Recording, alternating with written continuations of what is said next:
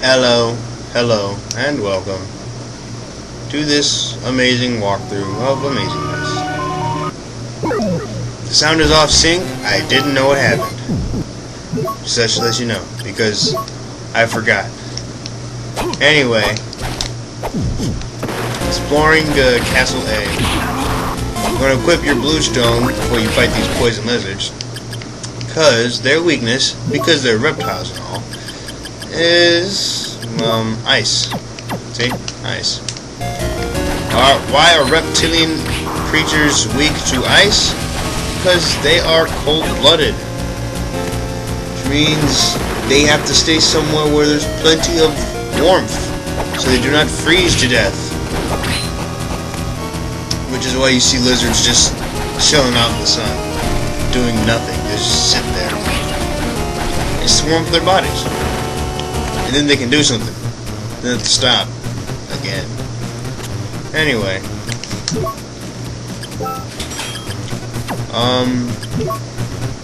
Haven't seen the merchant in a while, actually.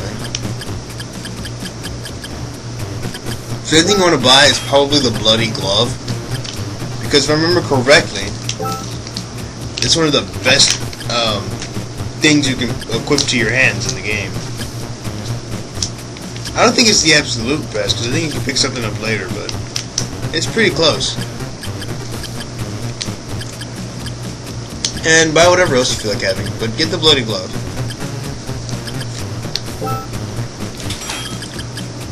Yeah, by this point in the game, the guardian armors are going to become less effective.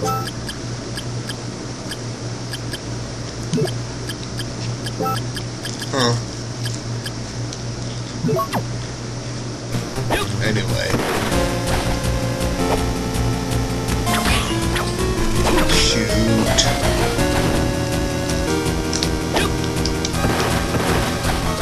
We're all killing stuff now, huh?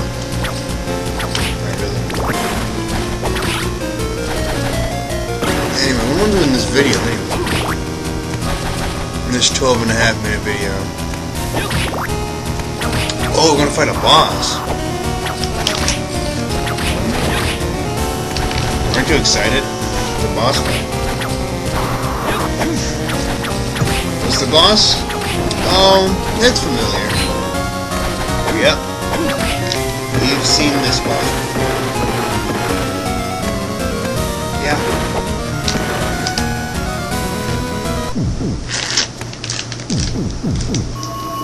Can you guess what the boss is? Not very difficult.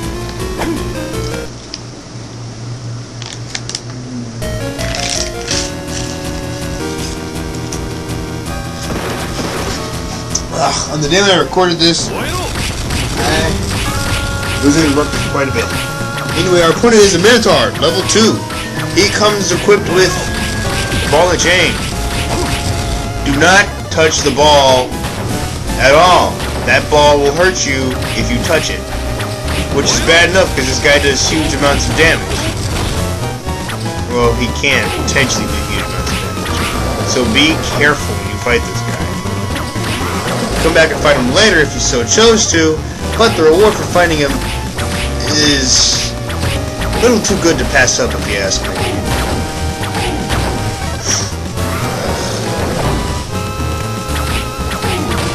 Yeah, that's pretty much all he does. I mean, he might have a couple more attacks, but I just do not remember them. All he does for the most part is just swing that thing above his head. Ugh, excuse me, and then try to smash you with it. Which just completely, totally fails. We get our little restoration orb thingy. Got an excellent at last. How long has it been since I got one of those? And what's this? The steel tip. So you put on your whip and check it out. Yeah, strength goes up. And check out the whip. It has a ball at the end of it. Yep, that's what we got. And it's stronger. Yeah. There's only one whip upgrade that's more powerful than it, and we can't even get that for till later. Till after we've We have to run through the luminous cavern in this castle first, and then we can go pick up the last whip upgrade. Yep. However, like last time, you do not do the luminous cavern first. Why? Because you don't. Or whatever it was called. Luminous cavern, luminous cave. It was one of those two. It doesn't matter. You have to do the skeleton cave first, because there's always something in skeleton cave you need to actually finish the cavern. Luminous cavern, you know what I mean? Of course you do. Elixir! Restores your HP to full. Good thing to drink that when you're an inch away from death. It'll revitalize you like nothing else. You're probably better off saving your elixirs for a real emergency, but if you need to use one, go ahead and use one. It's just use other healing items before it. Unless they restore so little that they're not helpful at all. Oh no, I'm feeling a twinge of just tiredness. What's the proper term for it? Fatigue, I suppose? I don't know. An easy way to kill a Gorgon? Do this. It's lazy, but it wins. And it got new armor. Double mail. I never had that before. And it is stronger than the heavy mail, so equip it if you picked it up, if you were lucky enough to get it. Like I was. And that's a holy water, like last time, like in the other castle. A chandelier and a save point. Let's save. Let's see, you're about 6 1/4 in? 6 1/4 actually. The Fleaman armor shouldn't be too troublesome. I don't think the Gorgon can actually turn you to stone by this point. I think we're actually immune to petrification by now. But I don't remember. We're immune to something. And that's all that really matters. We get axe armor level 2, and these guys, they want to be a pain, but they're not really all that tough. Especially if you have the steel tip. The steel tip just makes this ridiculously easy. Hey, you could run around with the yellow tip if you want, but that requires having to change weapons. All, you know, pausing and going back and forth all the time. The Holy Ring, what does it do? It makes it hard for curses to be cast on the user. So, it boosts your resistance to curse. Are there other rings like that? I never found out. Because this is one of those Castlevania games that I just refuse to just go and do everything. And by that I mean fill out the encyclopedia. No. Not for the monsters. Never filled it out. Not in this game. That just took a whole new kind of patience. Because in other Castlevania games, well, Castlevania games that came after this one, it was a lot easier to actually get all the enemy drops. Because you had luck boosting items and other such things. And the enemies weren't a pain in the butt to kill. Like they are in this game. I think the drops are also more common in other games too. Man, now I'm thinking about, what is it? Castlevania Circle of the Moon. You'll never see me do an actual walkthrough on that one. At least I don't think I will. But that game was a pretty good game. It was challenging. Oh, and that's how the Master Lizard dies. He like walks a few feet and he goes, ah, and dies. When I'm going to start messing around with sub-weapons. I think actually in this video I'm going to start messing around with a couple of sub-weapons. Just for the heck of just using them. I guess I should explain the Master Lizard. These guys are annoying. They block your attacks. And they have an annoying thrust that all the other lizards have. I hate that stupid thrust attack.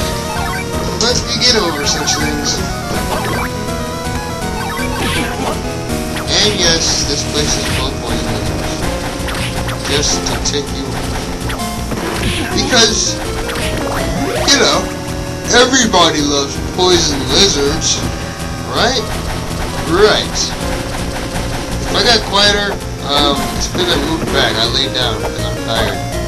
So, you know, when I'm done recording this, I'm probably going to upload this as soon as when I'm done. I'm probably not going to upload it. I'll upload it in the morning because I'm tired and tired people go to sleep.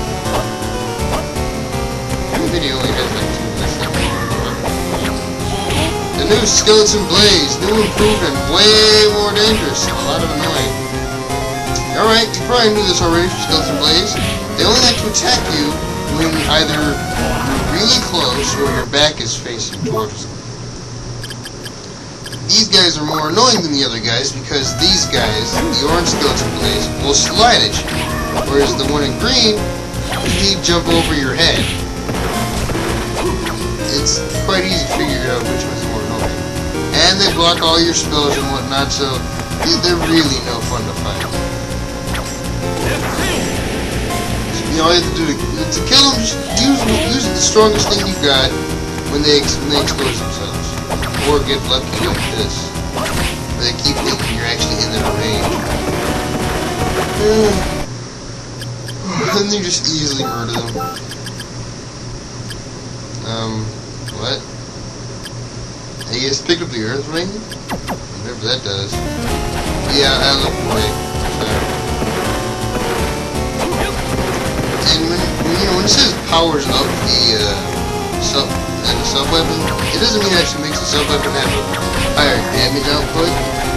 It just changes what the sub-weapon does when you use it without a spell. It normally consumes more hearts, but it comes with most of them have a better range on them as a good trade-off. Or just a higher damage output period. That's normally what it is.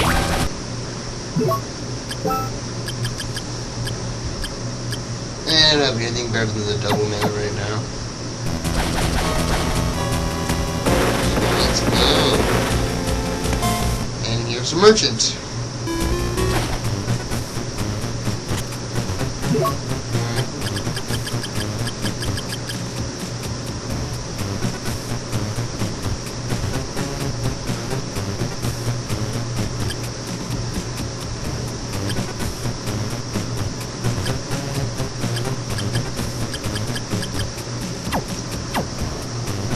Holy crap, I just fell asleep, I'm sorry. See you on the next part.